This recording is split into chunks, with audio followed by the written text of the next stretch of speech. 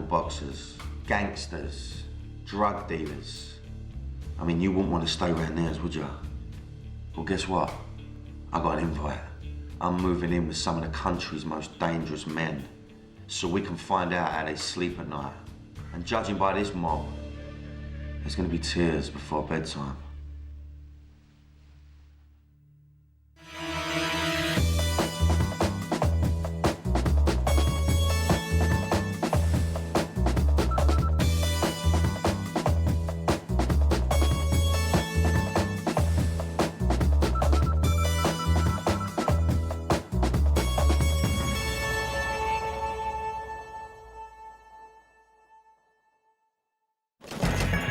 War is hell. It's kill or be killed. It can bring out the worst side in humanity. So what happens to the people who come back to Britain from Iraq or Afghanistan? How do they cope with what they've seen and done? And how do they fit in with normal life? Have some fucking this then! I'm on my way to meet a guy named Mo Teague. Drop the knife, drop the fucking knife. Mo's speciality is killing people with his bare hands. You fucking want it? Mo fought in the first Gulf War, but he was no ordinary soldier. His job was to go behind enemy lines, which put him in extreme danger. It was life on the edge. You're not only trying to kill them, they're trying to kill you. And fighting on the front line has had a lasting effect on him. I've also been told that Mo is suffering from mental trauma from the first Gulf War. He's out of the military now, but make no mistake, his experiences on the battlefield have shaped him into one of Britain's most dangerous men. If you try to mess with Mo Teague, you're going to end up a very sorry man. I fractured skulls, took off lips, body parts. You're a trained fighting machine, you know? You're this pent-up, aggressive soldier, and you've got to be able to suppress that. And where does that go? My mission is to try and get inside this guy's head, which means I'm going to have to spend a couple of days with him. I'll be honest with you, I mean, I don't know how this guy's going to be.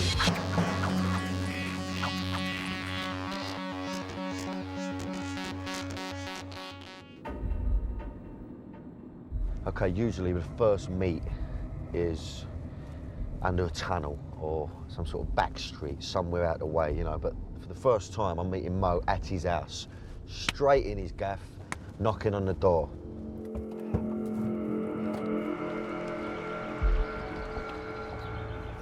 As I walk up to the house, it suddenly dawns on me that I'm about to spend the night in the home of a man who's been trained to sneak up on people and kill them in their sleep. It's a bit daunting, to say the least.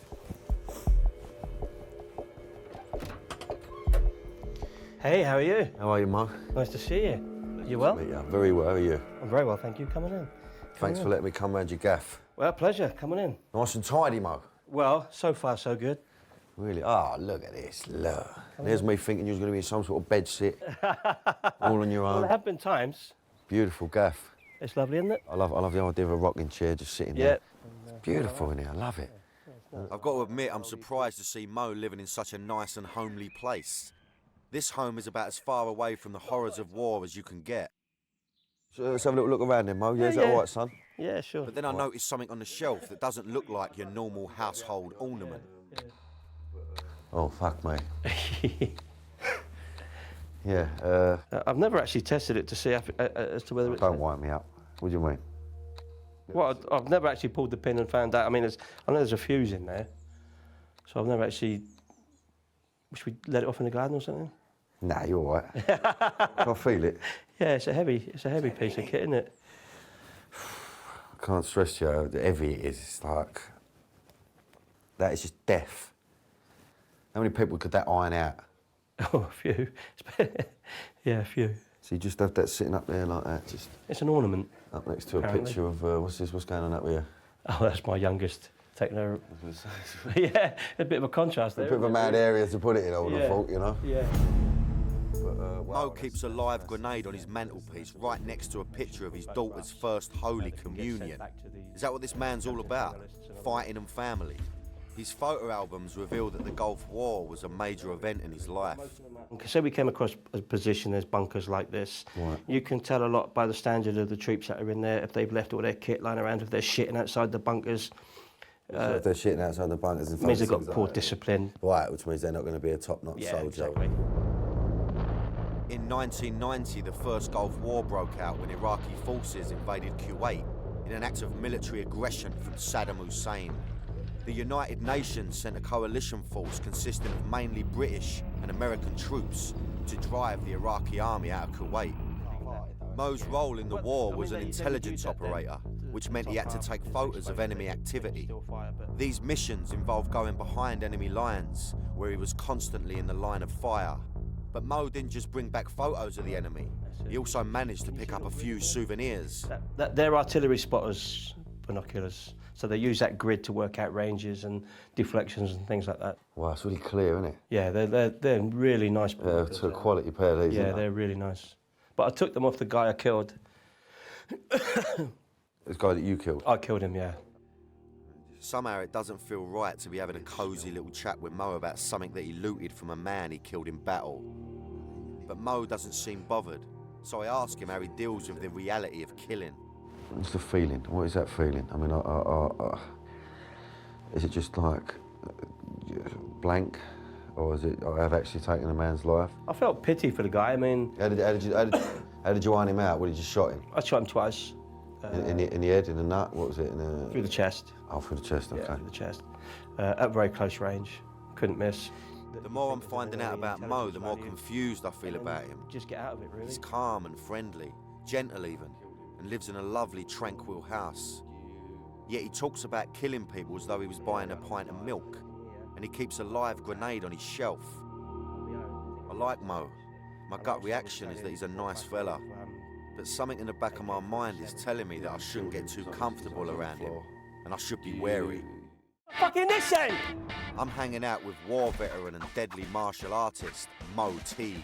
This man is so deadly, he even teaches soldiers from the special forces how to kill. Proper kick in the nuts. So far, he surprised me because I was expecting him to be a bit of a weirdo figure. But what I've found is a calm and gentle giant who lives in a lovely house. Oh, fuck me. Although he does keep a live grenade in his living room and talks casually about killing people. It's a quality pair of these, isn't they? I took them off the guy I killed.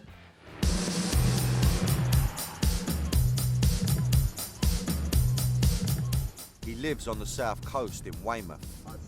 He left the army back in 1991 and he now runs a martial arts centre where he teaches a unique full contact fighting system. I'm expecting him to take me to a gym, but we end up in a boozer. Why are we in a bar? I'm confused. Ironically, most martial artists can't fight. And that's kind of... And fighting, meaning a street fight? A street fight where there's no rules. No rules. You know, anything goes. You know, lots of people around you, you don't know who's coming at you. Yeah. You can have the best punch and the best kicks and the best techniques, if you like, but if you don't know how to tactically employ them in a bar situation, you're going to get taken right out. Okay, well, maybe you can give me a couple of demonstrations, Mo. I don't know how we're going to do it, but obviously take it easy on me, being an actor, you know. Oh, yeah, okay. You know, don't smash me face open. Anything else I can suffer. Right, okay, mate, I'm sure we can look at something. Oh, good. I've got no idea what I'm in for. Yeah, All I know so far is that he's killed people in battle, but that was in a war.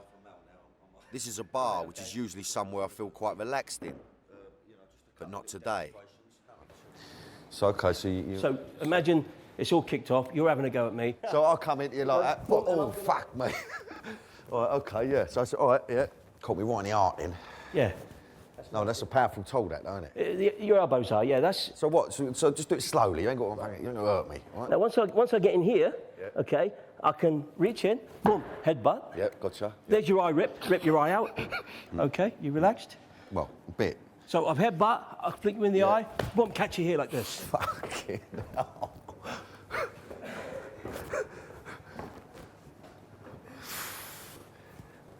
Right, I think some other could do this demonstration.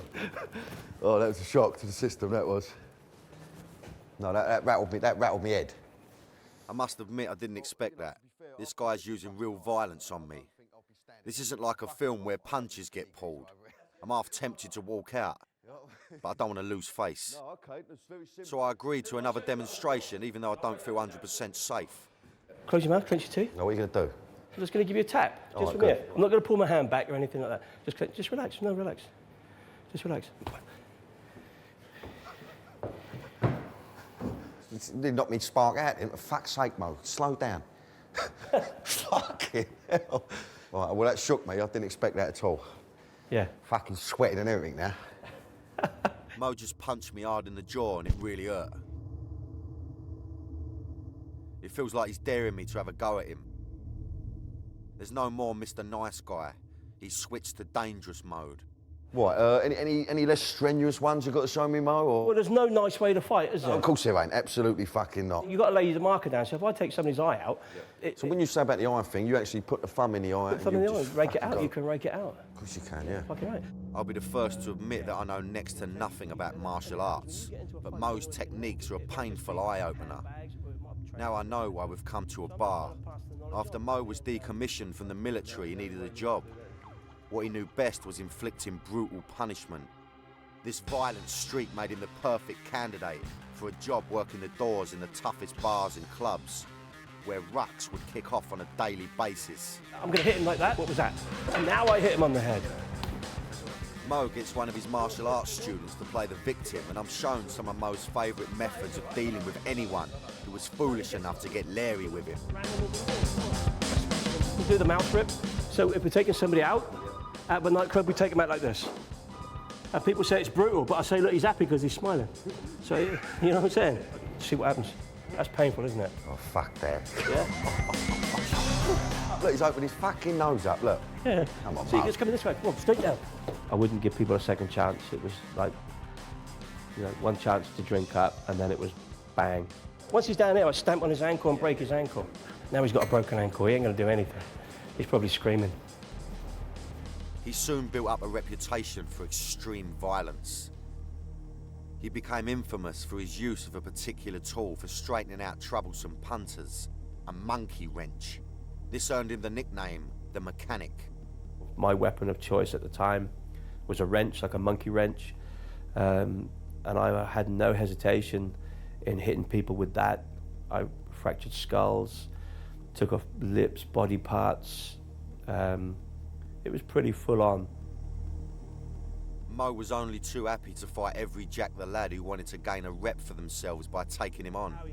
This often meant dealing with knife-wielding thugs. So I get a quick lesson on how to handle yourself when someone comes at you with a blade. So all I got to do is isolate. This is a training drill. So I just want to catch this. Just come for me. So all I got to do is catch that. So this is where we start with the training. So I got to get boom here and get this. Once I get it, I need to wrap it. What we call wrap. Now I can under wrap or over wrap. But now I've got this because this is what's going to kill me. People say you can punch you in the head with the other hand. Yeah, of course you can. Okay. But what I'm going to do is take a fucking bite out of his arm. So when I bite you, you release it anytime you feel. Yeah. Right? Fucking, look at the mark in his arm. There's a mark. Little mark there, Mo, little Mo mark there. Yeah. Mark of Mo, little love bite, if anything, you know. Okay. I'm not happy about the fact that Mo's beating up his student, but I suppose these techniques could save your life. I still get the sense, though, that he's enjoying hurting the poor fella. But if I kick him in here or kick him in here, see he's got no stance, I'll kick him. But if I kick him and then here, if he's not stood properly, he's I find Mo's appetite for extreme violence a bit disturbing. But when he was working as a bouncer, there was good reason for it. Mo was dealing with a murderous rage which came directly from his experiences on the killing fields of the Gulf War. I was angry, I felt I'd gone to war for oil. I just felt resentful against the system. You know, I'd gone out there, killed people for what? And all this manifested itself in violence inflicted on other people. If I've got him here now, I'm going to break his arm. Even if I've got the knife, I'll fucking break his arm. Because I don't want him coming back. I don't want him saying, oh, you were lucky. I want to come and bring him flowers in hospital on Monday and say, you ever come near me again, I'll fucking kill you.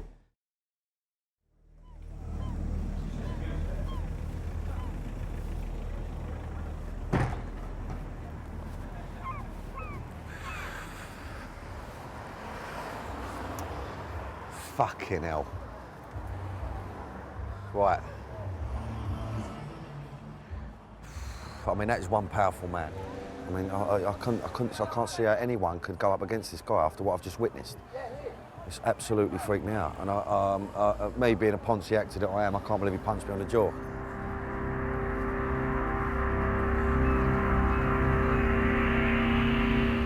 Now I've seen what Mo can do to people and I'm worried. Plus I'm a bit concerned about this guy's mental condition. I didn't expect him to actually make eye contact with me as he demonstrated the moves. But he seems to be enjoying it, and the look in his eyes when he was doing these demonstrations was like he's still in a war zone. Is that what war does to you? Is Mo suffering from post-traumatic stress? And is that what makes him so dangerous? I need to know more about him. There are pieces of the puzzle that are missing. Maybe I'll find some of them when I meet his family. They're all gathered at Mo's for a party to wet his new grandson's head. Hello, mate.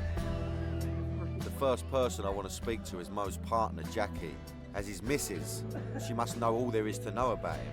So, how's it for you? I mean, you know, being with a man who's got a bit of a reputation. Don't say I'm a pussycat, because you always say that. He actually is the most compassionate person I've ever met. Nice. He doesn't go with the image, but he is actually. So sometimes he slips into that, does he? Well, he comes through the door and I just remind him, you know, his place at home. Yeah. Yeah. So she's the governor in a relationship, yeah? Can you safely say that? Any man that says that his wife isn't, the governor is a liar. That's right.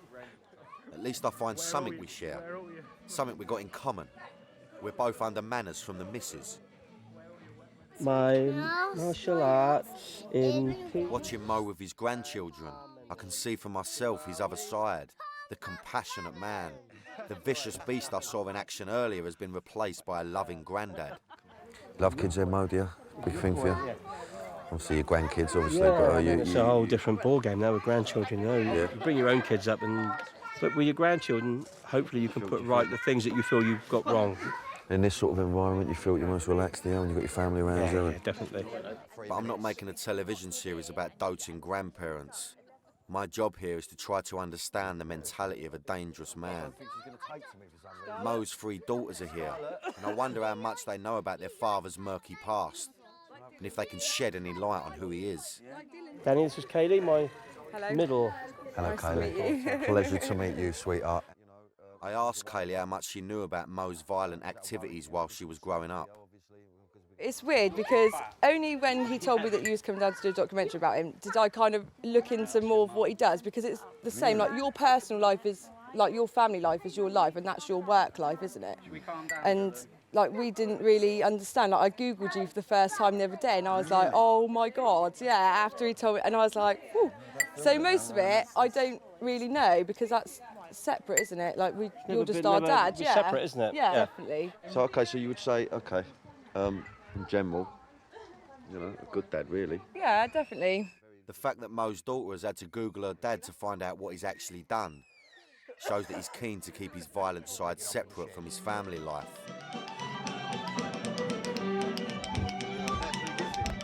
The party's in full swing, and Mo is keen to show me how proud he is of his Irish roots. It's in the blood. It's in the blood. Which means drinking a lot of whiskey and having a bit of a dance.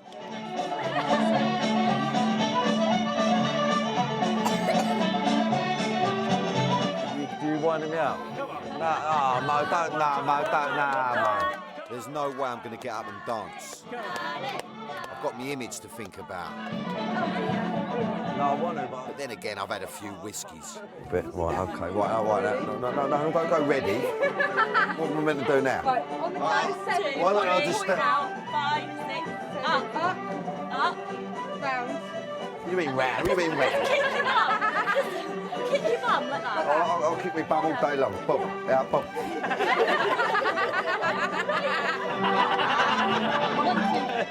Brilliant. All right, listen, that's living dangerously. That is living dangerously. I think that my Danny O'Dwyer moment has helped me gain Mo's trust and respect, because he opens up to me about his relationship with eldest daughter Joanne. Despite his best efforts as a father, it hasn't always been happy families between the two. I'll tell you what, it's been a hard time, really, really hard. Feeling brave thanks to the booze, I asked Joanne what she did to cause her dad such grief. Well, I got in with the wrong crowd and started taking drugs and going out and, you know, all that. And then when you're in that crowd, you meet the wrong sort of man, don't you? And I met the wrong sort of man. Okay. She explains how the man she married made her life a living hell.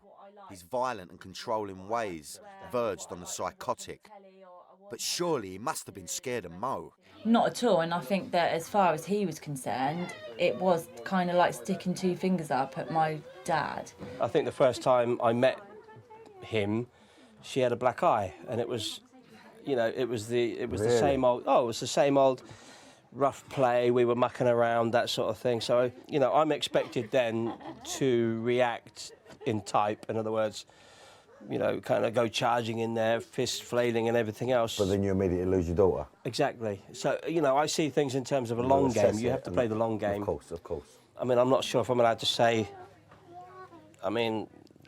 Listen to him. Mo, say what you got to say now, and if you don't, you know, we can take it out. He was 15 minutes away from being shot. Okay. I mean, you know, it went that far. We had somebody to do the business. Yes. I'm shocked by this. I have two daughters and I can understand Mo's strategy, but shooting your own son-in-law. I'm reminded how ruthless this man can be when it comes to hurting people. I'm interested to hear more, but Mo wants to end the conversation. No, I was. Can I just butt in? Yeah. Your sister's getting upset. Who? Kaylee and Sean, because this had a wider impact, and even the very mention. I mean, it was. I mean, I can imagine, Mo. I'm not sure if it's coming across, and I know the effect it had on you, but apparently a couple of people are getting a little bit upset. No, we don't want that. Don't want that. No one getting upset. None of that bollocks. No, they're getting upset now. So I'm absolutely right. all right. Okay, sweet. All right. All right. The mention of guns is a revelation to me, but I'll have to ask Mo about this later because right now I've had far too many whiskies and I'm in no fit state to continue. Come and sit down here. Mo, can I sit on that log? It's time for a bit of male bonding, but thankfully that doesn't involve me getting punched on the jaw. This is my idea of heaven. Isn't it? Right, you got a little plot at the end of the garden. You sit on your fucking own. Oh, mate, I'll tell you, I'll do that. Just think. Little drop of whiskey. Drop of whiskey. Well, no, it's not a little drop of whiskey with you. It's not a little drop of whiskey. I've learned that. Right? No, it's not a little drop of whiskey. Right? It's Irish hospitality. Irish hospitality. Yeah. Right? And you sit on your fucking Jack Jones and have a right fucking ponder about life. Yes. And it's all in there. All the answers are in there if you can find them. I just want to fucking lay here, Mo, like that. I've got a sleeping bag. Me and you, I wouldn't. No, fuck the sleeping bag. You keep me Just warm, sit Mo. You're a warm man. I'm with Mo Teague, an ex-soldier who knows a thing or two about killing people. Don't fucking struggle, mate. I'm gonna fucking do you. He's already punched me in the face and I've discovered when he's not smacking people around the head with a monkey wrench, he's a loving family man. Last night at a family party, not only did I get pissed out of my head, I also found out that he came very close to shooting his own son-in-law. He was 15 minutes away from being shot. It's the morning after the party and I wake up with a banging hangover. So we decide to go out for breakfast. I can't remember exactly how many times my glass was filled last night, but I can confirm it was a lot. There you go, mate. Just don't drive like a lunatic, all right? Feel a bit, No, I'm a bit, bit queasy. Yeah, me too, actually. And it's not just me head that hurts. And my jaw's still hurting a little bit and all that. Oh, really? Mo's taking me for a good old fry-up, so hopefully it'll help me get my head together so I can find out more about his life on the edge. Here we go, look. Oh, look, get told it. Look at that, look. It's legendary, isn't it? Look at that, look. It's old school, is what it is, mate. That's very sophisticated. Look, I've never had my beans in a little bowl like that before. Me neither. I feel I really bonded with him last night. But when he spoke of how close he came to having his son-in-law shot, I realised that there was a lot more to learn. So I asked him if he's ever had any involvement with the criminal underworld. I did hang out with a criminal gang and I used to look after all their guns for them. And then when they had to go and do a job, we'd come and get the guns. So you'd stash the guns? Yep. And you like the idea of that? Yeah, I can't lie. After returning from the Gulf War in 1991, he started to fall into a life of crime. I got involved then in that lifestyle, I just thought I'll have some of that. You know what I mean? I'll get involved in that because I thought it was glamorous. And Glamour, glitter, you know, and all that bollocks. It was all the lingo, and it was all new, and it was the adrenaline. I was doing something that I knew was naughty. Mo was out of the war zone, but found he needed something to replace the adrenaline rush of battle. This meant he became a menace to society. We got stopped about 5 o'clock in the morning. I'd had a drink, and I was driving the car, and the police pulled me over, and I don't know why, but I chinned the copper. So. So you've got no idea why, you just thought, why, he's going to get it. He's going to get it, so I chinned him, legged it. I didn't know the area very well, so I'm running towards the police station. It's a bit like, then all of a sudden the fucking Keystone cops come charging down. Yeah, now. Give me a right good hiding. So you got a clump out of it, yeah, you chin a copper, mate, you bang the That's trouble. it. Yeah. I'm still getting my head around the thought of Mo laying out a policeman. But then he drops a bombshell. While all this was happening, I'd come back from Iraq, and I was working. I was basically, to all intents and purposes, a royal photographer. Any occasion where the army were involved with the royal family, which was probably about once a week in London, I was going over and taking. I was in close proximity with the royal family, behind the scenes, with the Queen and Princess Diana. Yeah. So very close to him at the time. I mean, you know, you just like we are now. You know, absolutely, just taking photographs of the royal family every week. Then I was hanging out with these criminals. So a lot on the brain then, Mo. A lot going on. A lot to juggle. I lost the plot a little bit. He was running around with armed gangs by night and photographing the royal family at close quarters by day. These are some of the photos he took at that time. It's another example of the extremes of Mo's complex past. In a way, I guess, you know, I'd already been told I was leaving the army, so I was bitter and resentful. And it was also like when I was working with the Queen, I was almost giving the finger to him, saying, and you don't know tonight the people I'm going to be hanging out with. And it was a little bit like getting my own back. You do your bit for your Queen and country and all the rest of it, and then they just kind of, well, thanks, but no thanks. You know, we've had our bit. So you suddenly find yourself unemployed then? Yeah, you know, just out on the street, really. We've got 3 children, and so, yeah, I was angry, I was resentful, I was bitter. It's a mad place to be, that, isn't it, Mark? In your head? Yes, but it's not a good place to be honest. He felt angry because the army offered very little support for soldiers who were suffering from their experiences during conflict. I guess when I came back, I didn't really have anybody to talk to. Really? Nobody wants to know. They kind of, don't tell me, I don't want to know the details. But that's the sort of things you want to talk about. You feel you need to express that? Yeah, normally... What the idea of that you've killed someone or you've seen dead bodies? You've got all these experiences inside that you want to talk about, and just so somebody understands you, what you're going through. And I withdrew within myself, drank a lot, drugs, I guess, and not heavy drugs, but, you know. My whole value system changed. When you see man's capacity for violence to another man, another human being. So you're almost in a way, you know, you're like a walking time bomb, really. You just. Oh yeah. You can't convey what it is like to see something that was meant to be a human being. You know, you can't. You know, you can see it.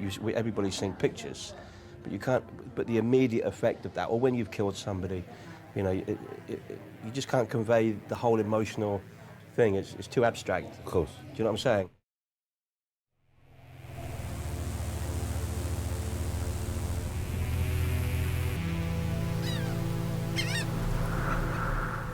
It feels like the more I find out about Mo Teague, the less I know about the man. Who is he?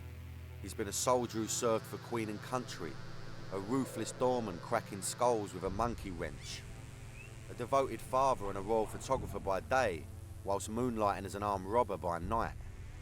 Trying to make sense of the many sides of Mo is a mind bender. He's like a jigsaw puzzle where you can clearly see the picture.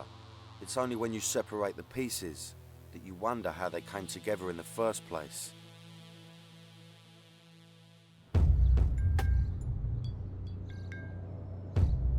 Well, I've come back to see Mo. I needed a bit of time away from him, to be honest with you. He punched me in the jaw. I can't deny that, you know? A bit of a moment for me. So, listen, he said to me, He wants a bit of Mo time. I don't actually know what that means yet. I'm hoping that that means that we're going to sit round, have a little drop of whiskey around the fire and talk about maybe his experiences. But knowing this unpredictable character that he is, I'm sure it's not going to be as simple as that. I'm hoping it is. You know, what does Mo time mean? What does Mo time mean? You know? Let's go and find out. If he punches me in the jaw again, I'm going to knock him spark out, I'm telling you.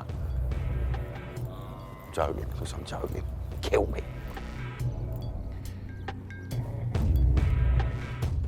Oh, you want some, Mo? I'll kill you. Hey?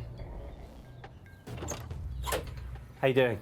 How are you? Come on in, mate. Oh, you got some get-up on there, Mo. Oh, yeah, not half. You've got some get-up on. He's got some get-up on. And guess what's coming next? Oh, no, Mo, what's coming next, mate? As long as I ain't going to get punched in the mouth again. Let me just see that I've got the right size for you. Oh, no, what we got going on here, Mo? Here we go. OK, Mo, so we're not going to just be sitting out in your garden? No, mate, we're going to take a little walk in the country. We're going to do a little bit of a walk in the country. Right, OK, this is my get-up, is it? This is your get-up. So I'll get this gear on. And then Get the gear on and then we'll take it from And then there. we're going to go on a little bit of a mission, are we? We're going to go on a mission, yeah. Right, let's chuck this bit of clobber on then. No looking at me arse and all. I should have expected something like this. God only knows what he's got planned, but I'm getting nervous already. What have we got here? Well, OK, this is 24-hour wet ration pack. Yeah, get the old hankies. Yeah, that's for wank in the middle of the forest or whatever. You won't be doing that tonight, will you? Nah, well, it depends. It depends, Mo. It's only me and you, mate. It's all right, it's all right. All men here, all men. All right, OK, fair enough. Right, What's this, sausage and beans? Sausage and beans, yeah. It's like space food, isn't it? Well, I guess it is, really, yeah. Maybe this isn't going to be so bad. Mo's in good form. But then again, I've already seen how quickly he can turn.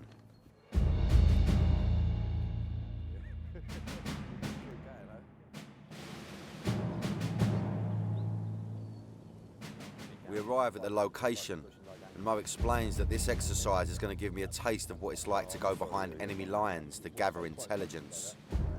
This could mean staying out all night. Now I know what Mo time means. He wants to give me a taste of what he went through as a soldier at war. To get the full behind enemy lines experience, Mo wants to teach me one of the basics, how to kill with your bare hands.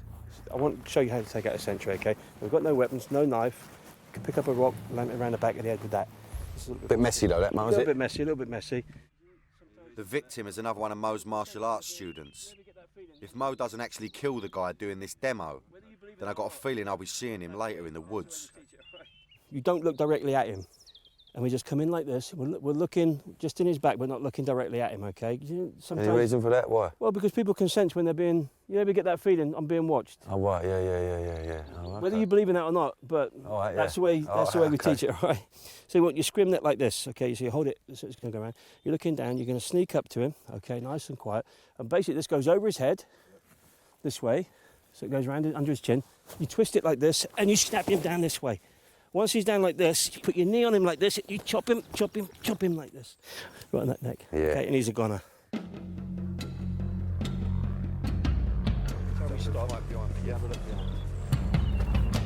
I'm getting a bit more nervous now. Mo's definitely got something planned for me. And I still can't forget that this is the man who punched me in the face. So here we are, just me and Mo alone out in the woods playing war games. I know it's not real, but the adrenaline is starting to flow, and I'm getting a sense of what it must be like to be on your own in enemy territory.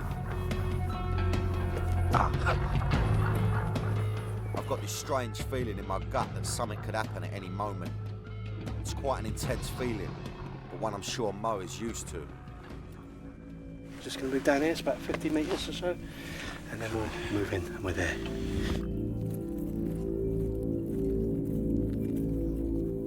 We keep moving deep into the woods towards our outpost. As it starts to get dark, I realise I can only see a few feet in front of me. I feel like at any moment I'm just going to walk straight into a tree or something. I don't want to make a fool of myself because Mo is very serious about this. I don't want to let him down.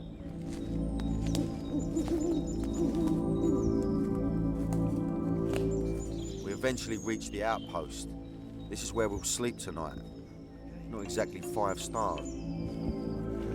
So this is ROP, is it? This is ROP. Gives us a little bit of cover. Fuck me, we've got under there. No one's going to know you here, especially when it gets dark. Mo tells me how when he was in a war zone, he could expect to be in a tiny space like this for days, cooped up with 4 other men. You take it until us to sleep and stuff Yeah, like that. 2 on, 2 off. So you've got 2 people sleeping. How long would you be let to sleep? 2, 3 hours? Well, you could work it out yourselves how much you want me. How much sleep does a man need? Yeah, some people didn't really, you know, the adrenaline's going, you don't really need that much sleep. I don't think I could sit here for 5 days. In fact, I don't even know if I can handle 1 night. Now we just have to be quiet and wait to see if there's any activity. Right, okay, we've got a bit of a technical problem. It's not long before something happens. Hear that? What do we do? Hang on, wait a minute. Get your kit on. Yeah, there's not someone down here, look. Yeah, something down there. I've got bug out, follow me. Mo gives the order to leave our position and make it up the hill to a safer point.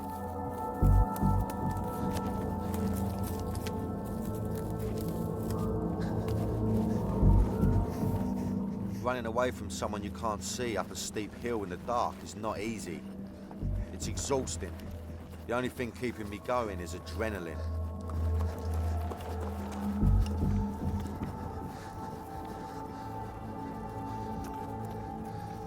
Mo decides we're in a safer spot, so we stop running. I'm absolutely knackered. Oh, that's hard work, isn't it? Can't imagine what it's like, you know, in a real situation. 100 pounds on your back. The adrenaline will take you so far. Exactly. Even though we've run some distance, it looks like we haven't gone far enough. Someone is still tracking us. I know this is probably one of Mo's guys I saw earlier, but my heart is racing anyway with the excitement. What's the trick up? Yeah. Shh. Get down. There's someone coming along, yeah. Mo gives the order to take out the enemy scout. I was half expecting this, but now I've got to actually do it.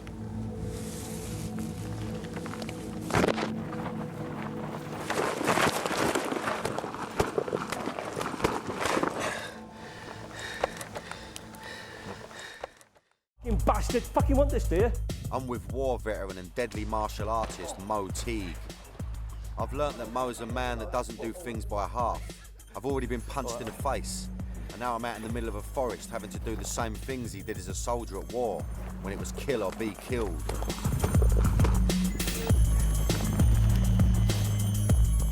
Simulating killing an enemy soldier isn't easy.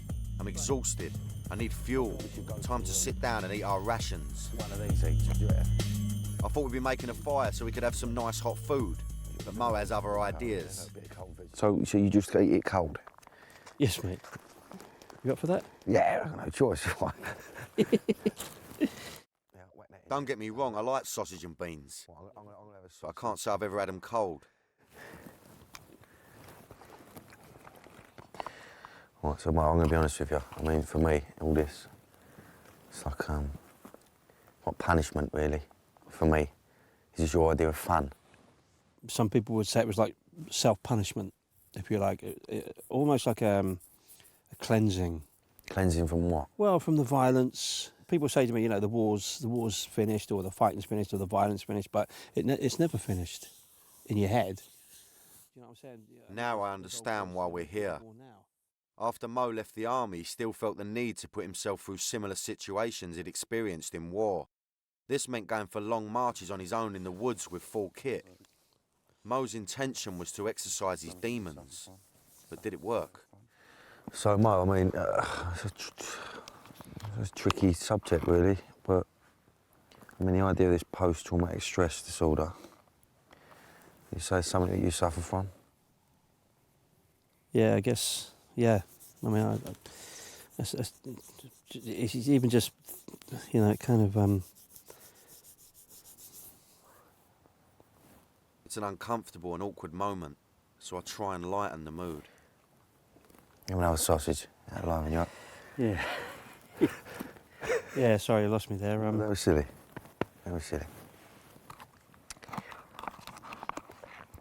I've touched the raw nerve and I'm a little worried for how Mo's feeling. But I have a more pressing concern. The beans have had an instant effect on me. I'll tell you something though, Mo. I've got to have a shit.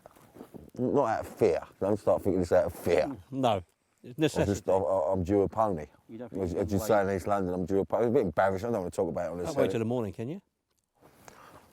Not really, Mo, no. I'll just go have a squat over there. Well, yeah, you can have a squat over there, mate. But take that with you. Oh, no, what have I got to what? You've got to wrap it up, mate. You've got to bring it. Everything that comes out goes back. Oh. You want me to hold your hand or anything? No, you're all right, you're all right. I'll give it a go. But I'm not having any joy. Well, that was quick. You know what it is, Mo? I don't think I can do this. Fuck off. No, it's embarrassing. It's embarrassing, right? Yeah, come on, you can do it. No, I've just had a little moment. I was over there. No, you're all right. I was taking my strides off, Come on. right? And I was unravelling the cling film. And? And I thought, I can't be fucking ponying in a bit of cling film. Why Listen, not? if I was in a proper war situation I was doing, I totally understand what you're doing here because you're trying to give me an insight into what it would be like. I don't think I can have a shit in a bit of cling film. You could if you tried. No, but I can't do it, mate. I feel embarrassed because you took time out to take me out. You know, you got all the gear for me, but I can't fucking bring myself to do it. I can't do it. You know, and I'm Mate, look, we'll have a kip. We'll have a little kip, mate. That's the other thing. And all my kipping out here, I don't fucking be fucked with it. I'm disappointed. I need to go home. Fuck off. Look, it's a fucking lovely evening. Look, how can it be any better than this? I've got to go make a call. Danny, come on. I've got to make a call, Mo. Fuck you. Honestly. Get out of it. No, There's no seriously. signal. No, I can get a signal. You can't get a signal. You're going to leave me here? No, I'll come. You're going to leave me here? I'll come back in a minute. I'll fucking come and get you. I'll make a phone call and I'll book myself a vehicle. I feel like I failed Mo's final test. Right. Yeah, mate, listen, I've got to go. Honestly, seriously, I have to go. Mate, I was just winding you up. I know you was winding me I up. was just winding you up, mate. Mate, I feel a bit embarrassed, so Nah, don't, mate, don't. got to shoot off. Well, mate, you got to do what you got to do. You know what I mean? I'm staying put. I'm staying put. I'll see it through. You're a good man. You're No, well done, mate. you're a gentleman. Nah, pleasure. Good job. Take care. Thanks.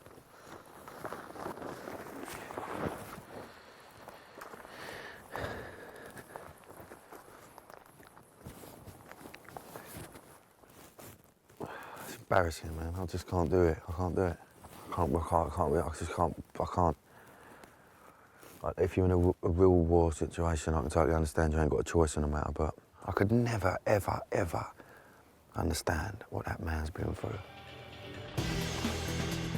In Britain, the rate of suicide and the number of war veterans going to prison is on the increase because men like Mo Teague come back home from the war zone and realise they've got another battle to fight in Civvy Street.